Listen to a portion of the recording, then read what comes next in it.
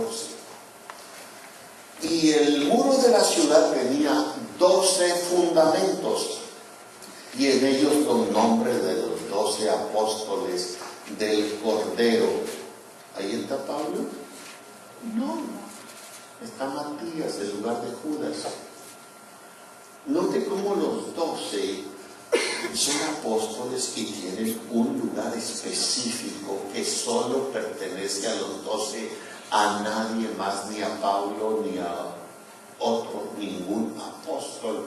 Y aunque Pablo hubiese sido un apóstol mayor en su trabajo, en la capacidad de unción y revelación que Dios nos trajo a través de él no pertenece a los 12. Pero eso no significa que en la iglesia cristiana primitiva solo hubo 12 apóstoles. ¿Qué haríamos con Pablo? ¿Qué haríamos con Bernabé? ¿Qué haríamos con Silas? ¿Qué haríamos con otros apóstoles que la Biblia menciona? Bien.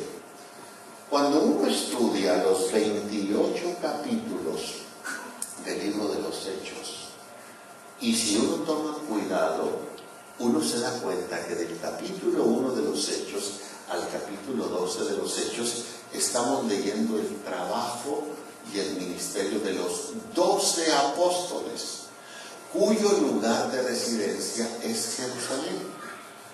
Pero si uno ve con cuidado del capítulo 13 de los Hechos en adelante, uno ve el trabajo de otros apóstoles que no es del grupo de los 12, cuyo lugar de residencia no es Jerusalén, es Antioquía de Siria. Y además vemos que Jerusalén es una iglesia constituida, la primera iglesia que se estableció prácticamente de judíos, pero la iglesia de Antioquía, que pertenece a Siria, prácticamente es una iglesia gentil. En esta iglesia de Antioquía de Siria están apóstoles como Pablo, como Bernabé, como Silas. En esta iglesia de Jerusalén está el grupo de los 12. Hechos 1 al 12 es el trabajo de los 12 que viven en Jerusalén. Hechos 13 al 28 es el trabajo de otros apóstoles que viven en Antioquía. ¿Sí captamos el punto? Es importante eso, porque esas confusiones han traído que la iglesia del Señor no tuvo una restauración genuina. Y yo creo estar hablando delante de siervos y siervas que algunos de ustedes tengan llamamientos apostólicos, proféticos, y que Dios les va a seguir levantando con una visión que cada día se va a desempolvar más y la va a ir activando, que esto no los vaya a obstaculizar y tengan un claro entendimiento de las cosas. Bueno, Efesios 4, 7 al 16. Efesios 4, 7 al 16. Voy a otro punto de reflexión. ¿Cuál es el primer apóstol de la iglesia? El Señor Jesús. ¿Quién lo envió? El Padre. Bien. ¿Cuáles son los siguientes apóstoles a la iglesia? En el grupo de los 12. ¿Quién los eligió? El Señor Jesús. Bien. Déjenme explicar un poquito, no voy a entrar en eso porque sería desviarme del tema, porque nosotros los apostólicos a veces ni siquiera eso tampoco a veces nos cabe en la cabeza. Si uno lee los evangelios, Mateo, Marcos, Lucas y Juan, encontramos Jesús, Jesús, Jesús, Jesús. El ángel dijo, llamará su nombre Jesús, Jesús, Jesús. ¿Cuál es el nombre de Jesús, de Dios? A veces le puedo preguntar, oye, ¿cuál es el nombre de Dios? Por ejemplo, nuestros hermanos de la UPC están muy impregnados de eso. ¿Cuál es el nombre de Dios? Jesús, Jesús, Jesús. Y luego les pregunto yo, ¿cuál Jesús? Pérez, Rodríguez. ¿Cuántos aquí se llaman Jesús? Levanten su mano con respeto, por favor. El ángel dijo, la Virgen concebirá y parirá un hijo. y llamará su nombre Jesús. La pregunta es, ¿el nombre de Dios es Jesús o el nombre del Hijo es Jesús? Llévese eso para que escudriñe y entre un poco más a las rodillas y al ayuno. El ángel dice, parirá un hijo y llamará su nombre Jesús. Y la pregunta es, ¿el Hijo se llama Jesús o Dios se llama Jesús? Y como en los evangelios leemos Jesús, Jesús, Jesús, pero estamos viendo en los evangelios a la manifestación humana de Dios, a un Jesús físico que anduvo con los discípulos, al lado de los discípulos.